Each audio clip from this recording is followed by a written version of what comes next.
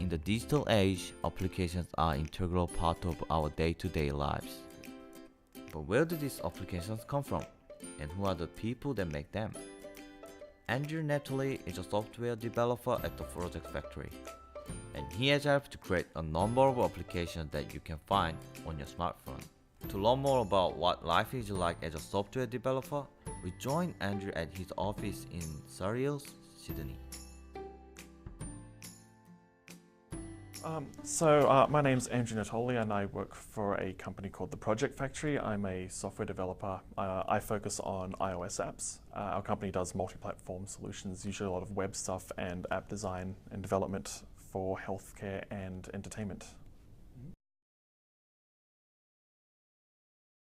Well, for my specific job, it's mostly experience-based, though I have 2 degrees. I got a computer science degree from Macquarie University and a Bachelor of Interactive Entertainment majoring in games programming from Quantum College. It's a private college in the city. And from there, it's just been all on the job training. When I first started here, I didn't actually know anything about iPhone development and kind of learnt on the job. But I knew all the principles of programming and development and a little bit of project management. So kind of, depending on whatever specific field you go into, you can learn on the job sometimes. Coming to the office, every morning at 9:30, like clockwork, we have what we call a stand-up. It's kind of an agile meeting thing where the entire company stands, and then around our whiteboard where we've got a list of what everyone's doing for the week, like what projects we're working on. So that way, even people who aren't working together on the same project, everyone knows what everyone's working on. And it wouldn't necessarily work in a bigger company. Maybe you do it within your smaller teams. It's like, okay, this is the project I'm working on today. These are possibly the things I'm focusing on. I might need to talk to this person for help over this thing or get someone to test it and things like that. After that, I'll typically run through my emails, make sure I haven't missed anything, nothing's exploded overnight or whatever, particularly if we've got a lot of our clients are international, and so it's like, okay, someone in America has realized that has come up with this bug or whatever, and it's game breaking, particularly if it's like a TV thing, anything even tiny with entertainment people are like, this is the worst thing ever, fix it now. So anything urgent I'll immediately deal with. And then usually it is just moving on with development of whatever the current project is.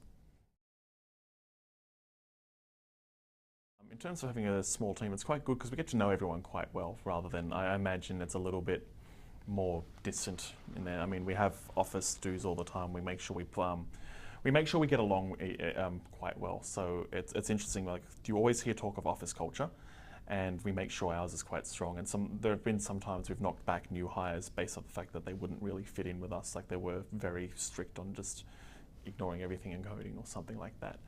So. In particular, for example, we're all nerds, so we'll play board games every month. We'll have a Friday night where we'll finish work and then we'll come in here, play some board games for a few hours, have a couple of drinks, so some social stuff. Everyone gets along quite well, and it also means that it is relatively easy to keep tabs on who's doing what. So I know that, for example, I'll know that Joel's busy on a particular project that he's working on. I need him to do some service stuff for me, but I can push that for a week. Because I know that he's so stressed over this stuff he's doing now, I will push that for a week rather than kind of trying to get it in when it can't. I imagine that in a larger company that's not quite so easy to organise. In fact, I'm pretty sure they have a role for people to organise that kind of stuff completely separately, so I am wearing more hats again. But yeah, I can think of a couple of drawbacks, but they're not like hugely bad or anything. For example, as I mentioned before, we're all nerds, so half the office takes a week off for PAX, so nothing gets done. About a month ago, I went on holidays, and so did one of our producers. So any projects that we were both on at the same time, of which there were 2, that had no progress for. She was overseas for a month. I was on the sea literally for 2 weeks. So for that 2 week of overlap, there was nothing happening on that particular project. This one in particular shows an app I worked on at the top of the free app thing. That's one that's in Dutch. I don't know what this one was for. I think this one may have been for. This one was an award that we won for Sherlock, actually. So we'll start with the quit smoking one then. So there was an app called My Quit Buddy that's sponsored by the government. I did some of the development for that, but most of that was by another colleague of mine, and I handle the maintenance of that app nowadays. Our company also did a suite of apps for HCF, one being a quit smoking one. So I worked on the quit smoking app for that and incorporating a lot of the work I'd done from the government one. And there was an app called Sherlock the Network, which is based on BBC's Sherlock, just Sherlock with Benedict Cumberbatch in it.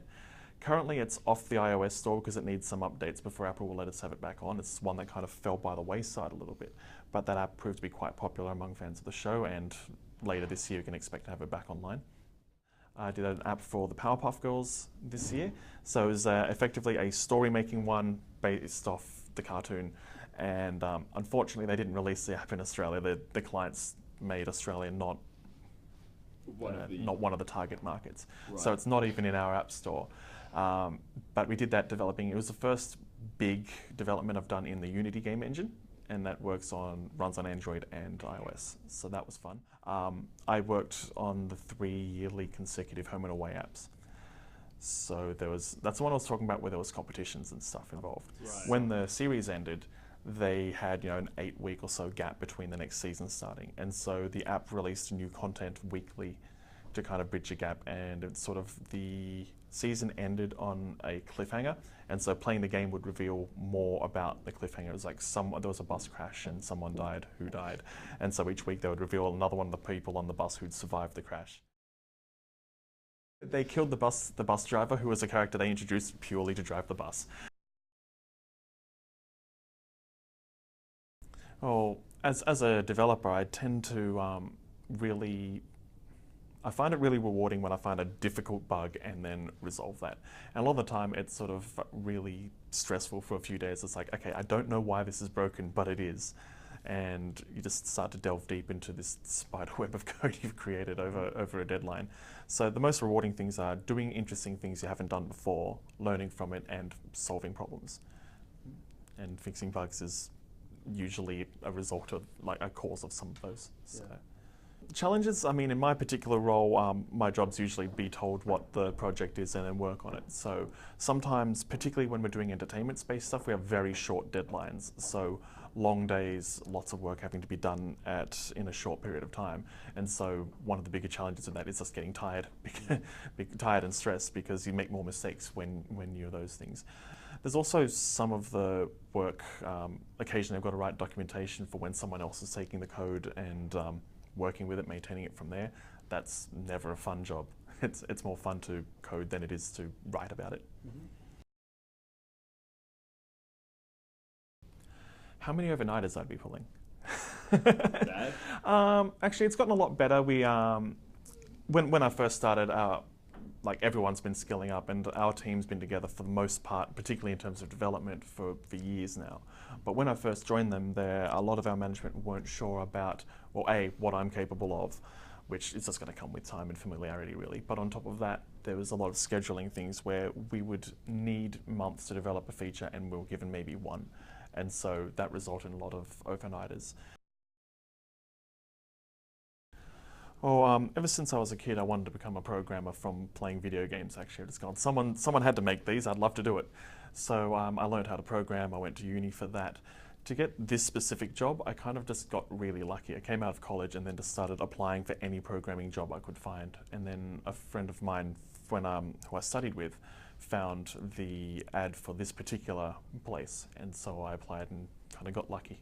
Companies like ours are usually quite welcoming. We're a small company. We've been bought by a much larger company, but we keep our group quite small, and at least 2 of our current employees actually were interns who we've then hired on from there onwards. So keep an eye out for any development houses who are taking internships, and on top of that, just apply everywhere you can find work, I guess.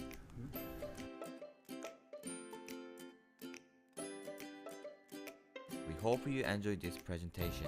Thank you for watching.